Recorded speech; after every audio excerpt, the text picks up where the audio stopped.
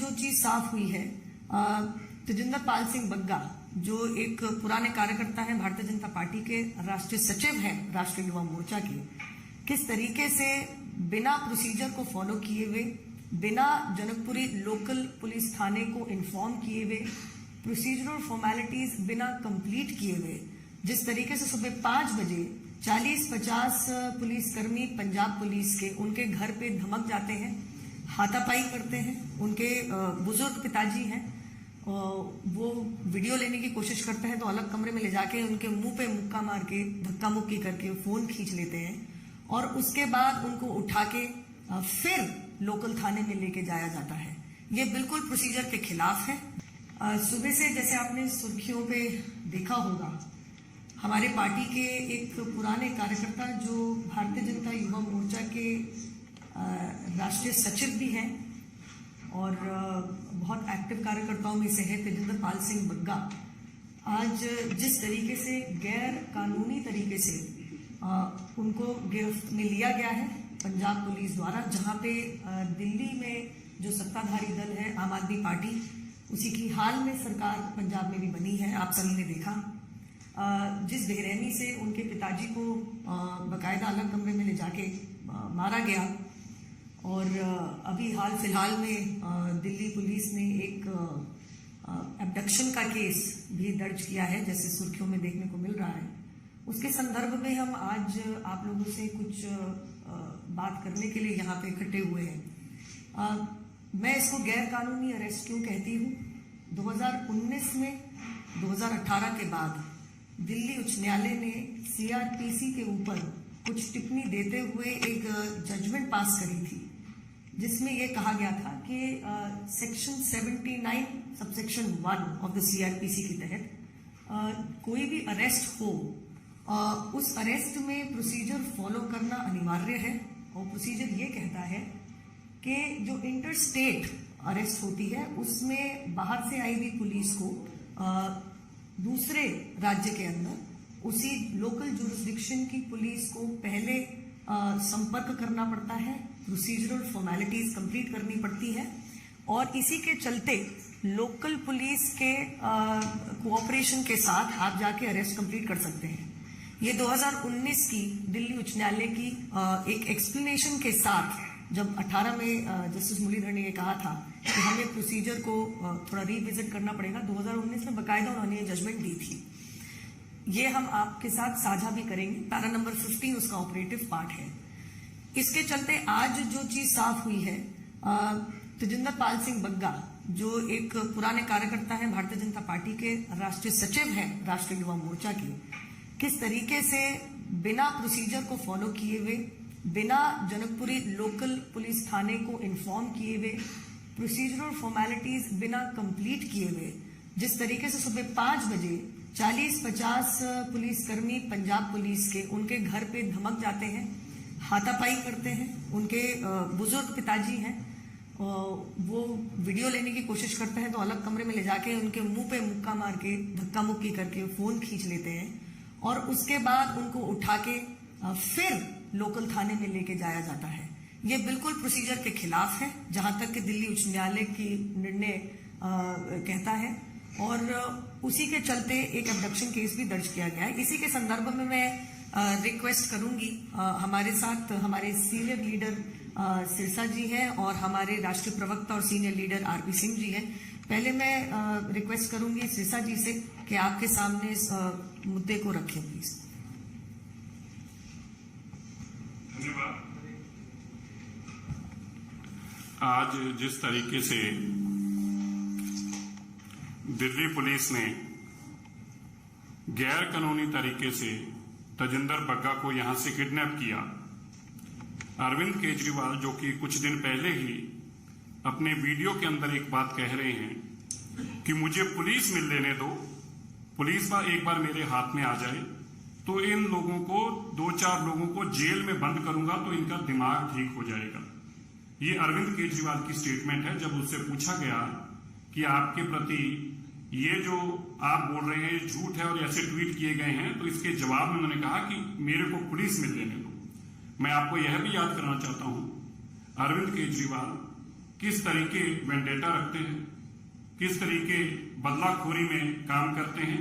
जब उनके पास पुलिस नहीं थी तो उन्होंने अपने एमएलओ से अपने ही चीफ सेक्रेटरी को अपने ही घर बुलाकर पिटवाया।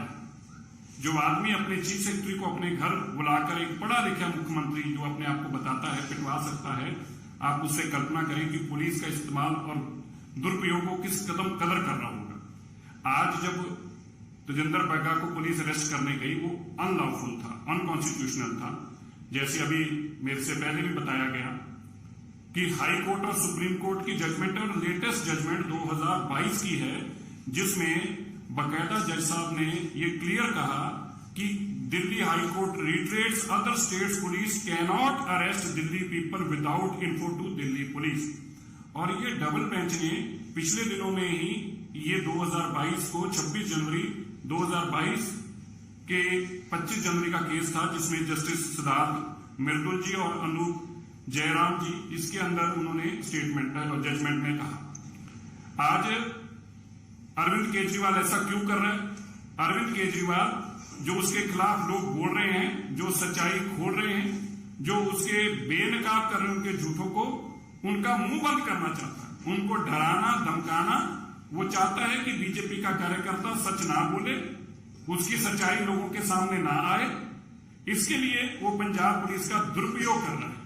हमें हैरानगी इस बात की है, मुख्यमंत्री भगवंत मान है और एक सिख मुख्यमंत्री के होते एक सिख को घर से बेइज्जत करके उसके पिता को पीटा जाता है, उसका मोबाइल छीन करके उनके पिता को उसको कमरे में बंद किया जाता है।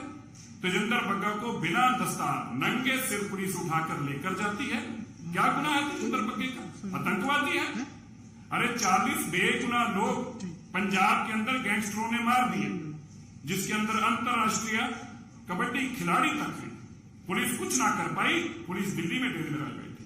कल ही 2 लोग नौजवान बच्चे नशे से मारे गए, टीके लगाकर उनकी मृत्यु हो गई और नशा तस्कर शरेआम घूम रहे हैं और भगवंत मान जी की पुलिस दिल्ली में घूम रही। पटियाला में जो आपने देखा किस तरह आपसी स्वाद बिगाड़ा जा रहा है, भाईचारक साथ तोड़ी जा रही है और पंजाब पुलिस 50-50 लोगों को लेकर जैसे किसी आतंकवादी को अरेस्ट करना हो। क्या है अरविंद केजरीवाल की मानसिकता? मैं अरविंद केजरीवाल को एक बात याद करना चाहता हूं, ये पीरों फकीरों की धरती है, गुरुओं की धरती है। तुम हमें डरा और धमका नहीं सकते। इस धरती पे सिखों को डराने और धमकाने के लिए जकरिया खान ने कोशिश की, औरंगजेब ने कोशिश की, गोरा ने कोशिश की, गांधी परिवार ने कोशिश की। तुम हमें जेलों में तो बंद कर सकते हो, मुकदमे तो बना सकते हो, लेकिन डराकर मुंह बंद नहीं कर सकते। और इनसे आपसे पहले भी जिन लोगों ने ऐसा करने की कोशिश की, आज उनका हाल हशर देख लीजिए। मुकदमों में, जेलों में बंद पड़े हैं। देश का कानून है और देश के कानून में किसी सूरत में किसी को उस कानून को तोड़ने नहीं दिया जाएगा। दिल्ली पुलिस ने किडनैपिंग का मुकदमा दर्ज किया है, क्योंकि आप किसी पुलिस के स्टेट में जाएंगे बिना उस पुलिस के लोकल पुलिस स्टेशन की जानकारी में, लोकल पुलिस को साथ ले जाकर जब तक उसको अरेस्ट नहीं करते, it amounts to a kidnapping, illegal detention. आप गैर कानूनी तरीके से तजिंदर बग्गा को अरेस्ट कर ले जाने की आपने जो कोशिश चेष्टा की, दिल्ली के अंदर मुकदमा दर्ज हुआ है। हरियाणा में जो भी जानकारी मिल रही है मीडिया के माध्यम से, कुरुक्षेत्र में दिल्ली पुलिस के आगरा के ऊपर की किडनैपिंग हुई है और ये सारी किडनैपिंग करने के बाद 3 पुलिस वाले जाते हैं बताने के लिए कि हमने जो आदमी किडनैप कर लिया। क्या बात है? आप अरविंद केजरीवाल की दलील, अरविंद केजरीवाल तुम जितनी मर्जी कोशिश कर लो, पंजाब देश के लोग आज देख रहे हैं किस कदर तुम बदलाखोरी के ऊपर उतर आए हो। अभी तो तुम्हें एक स्टेट की सत्ता मिली, आप सोच के कल्पना करके देखिए कि आदमी कितना खतरनाक है। 1980 के दशक वाले रास्ते पर सिखों को ला रहा है, पंजाब को उसी रास्ते पर ले जा रहा है। मैं आज पंजाब के लोगों को ये बात याद करना चाहता हूं, मैं बार बार कहता रहा, अरविंद केजरीवाल एक ईस्ट इंडिया कंपनी की तरह आया है। पहले सपने दिखाएगा, फिर तुम्हें लूटेगा, कूटेगा, मारेगा, ये सिखों को बदनाम करेगा, ये आतंकवादी बताएगा, उनको जेलों में बंद करेगा। और वही काम अरविंद केजरीवाल ने शुरू कर दिया। लेकिन भारतीय जनता पार्टी सच के साथ खड़ी है। तजिंदर बग्गे ने कोई गुनाह नहीं किया, उसने अरविंद केजरीवाल के झूठों को बेनकाब किया है। और झूठ को 1000 बार बेनकाब करेंगे। हम सब तजिंदर बग्गा के साथ खड़े हैं, उसके परिवार के साथ खड़े हैं। भारतीय जनता पार्टी किसी भी सूरत में अपने कार्यकर्ता के साथ ऐसी बेइंसाफी देश में किसी भी नागरिक के साथ नहीं होने देगी, और वो तो हमारी पार्टी का आदमी है। मैं बड़े सख्त शब्दों में इसकी निंदा करता हूं और पुलिस को चेतावनी देता हूं। याद कीजिए 1980 के दशक के सब पुलिस वालों पर मुकदमे बने जिन्होंने इस तरह से जातियां की। आप अगर जाति करेंगे तो कानून आपके ऊपर भी काम करेगा। कानून सब पे लागू होता है, पुलिस कानून के दायरे से बाहर जाकर काम नहीं कर सकती। अरविंद केजरीवाल का चेहरा बेनकाब हो रहा है और होगा, और ये घिनौना चेहरा आज उसका आपके सामने आया। किस तरह आज सिख स्टेट के मुख्यमंत्री एक सिख को उसकी बिना दस्तार के नंगे सिर बेइज्जत करते, जलील करते ले जा रहे हैं। क्यों? क्योंकि अरविंद केजरीवाल के खिलाफ सच बोल रहा है। सच बोलने की यह सजा मिल रही है बग्गा को, क्योंकि लूट कसूट जो अरविंद केजरीवाल कर रहा है, उस लूट कसूट को एक्सपोज करते आए हैं, करते रहेंगे। इसलिए मैं आप लोगों को यह जानकारी देना चाहता हूं, किसी भी सूरत के अंदर पंजाब पुलिस ने जो इलीगल काम किया है वो नहीं बर्दाश्त किया जाएगा। उसके ऊपर कानूनी कार्रवाई होगी, और कानूनी कार्रवाई के शिकंजे में जो भी गलत करेगा वो शिकंजे में पकड़ा जाएगा, बचकर नहीं जाएगा। धन्यवाद। मैं केजरीवाल साहब को बड़ा स्पष्ट कर रहा हूं। जिस प्रश्न पे आपने बग्गा को अरेस्ट किया है सोशल मीडिया में डालने को, प्रश्न मैं आपसे पूरे मीडिया के सामने पूछ रहा हूं। आपने कहा था श्री गुरु ग्रंथ साहब की बेदबी करने वालों को हम 2 दिन में अरेस्ट करेंगे, हमारे पास नाम है। मैं आपसे वो प्रश्न वापस पूछ रहा हूं। वो 2 दिन निकल के, 10 दिन निकल के, 20 दिन निकल के, 1 महीना निकल गया, 1 महीने से ज्यादा हो गया। उन लोगों को आप कब अरेस्ट करोगे? आपकी कहीं मिली भगत तो नहीं? आप कहीं जानकर कोई शरारत तो नहीं कर रहे? आप अपनी जो आपने प्रॉमिस किया था इलेक्शन में वो पूरा कब करोगे? यही तो बग्गा पूछ रहा था कि श्री गुरु ग्रंथ, एक सिख के नाते से वो बार बार पूछ रहा था कि श्री गुरु ग्रंथ साहब की जो बेदबी हुई पंजाब में, आपने चुनाव में प्रॉमिस किया कि हम 2 दिन के अंदर उनको अरेस्ट करेंगे, वो नहीं कर रहे। और एक झूठा फर्जी मुकदमा कोई दर्ज करेंगे, उस मुकदमे के ऊपर उसको यहां पर इलीगल तरीके से डिटेन करने की कोशिश करेंगे, उसको यहां से किडनैप करने की कोशिश करेंगे। वो ये मत बोले, ये भारत देश अंबेडकर जी के संविधान से चलता है। ये कोई अरविंद केजरीवाल के लिखे हुए या आम आदमी पार्टी के कार्य से निकले हुए संविधान से नहीं चलेगा, और संविधान के अनुसार से ही चलेगा देश। एक दूसरा, मैं इसके टाइमिंग पे बात कर रहा हूं। आज के दिन ही क्यों अरेस्ट की? 3 कारण। एक, फ्राइडे के दिन अरेस्ट करो, सैटरडे संडे बेल नहीं होगी, 2 दिन हम अपने पास रखेंगे, मंडे को जाकर बेल की बात करेंगे। एक दूसरा जो सबसे बड़ा कारण है वो है जो कल वहां पर खालिस्तानी, कल जो हरियाणा में खालिस्तानी लोग पकड़े गए, उनकी जने फिरोजपुर में है। आज उनके यहाँ पकड़ धकड़ फिरोजपुर में भी हो रही उन लोगों की, वो जने फिरोजपुर में। आज अगर ये अरेस्ट नहीं करते तो आज हर आदमी पूछता कि वो खालिस्तानी वापस से पंजाब में कैसे सिर उठा रहे हैं। वो जो पटियाला के अंदर खालिस्तानी जिंदाबाद के नारे लगे, आज वो सारा मामला वापस आता। वो जो मलेरकोटला के अंदर खालिस्तान का झंडा लगाया गया, वहां पर मलेरकोटला डीसी ऑफिस के बाहर वहां पर खालिस्तान का एक प्ले कार्ड लगाया गया। आज ये प्रश्न क्योंकि फिरोजपुर में आज अरेस्ट होगी, आज सारा फोकस वहां पे रहना था, उनको इस फोकस को शिफ्ट करना था। दूसरा, कल उन्होंने बिजली, दिल्ली में जो बिजली मुफ्त का वादा किया था उससे वापस हो गए। आज अगर ये सब नहीं होता तो आज हर आदमी पूछता कि आपने बिजली मुफ्त का वादा किया था, वो वादे से वापस क्यों हो रहे हो? अब ये तो कह रहे कि जो हमको अप्लाई करेगा उसको देंगे, बाकियों को नहीं देंगे। आज प्रश्न ये होने थे, इसलिए उन प्रश्नों से रिवर्ट करने के लिए ये फर्जी मुकदमा बनाकर और ये इलीगल डिटेंशन कर और ये किडनैपिंग कर उन्होंने ये डिटेंशन रिवर्ट करने की कोशिश की है। मैं बड़ा स्पष्ट कह रहा हूं, हम लोग इसको नहीं चलने देंगे। इस प्रकार से जो घटना चक्र है इसको रोकेंगे। हमारी पार्टी बग्गा जी के साथ, हमारी पार्टी कानून के साथ खड़ी है।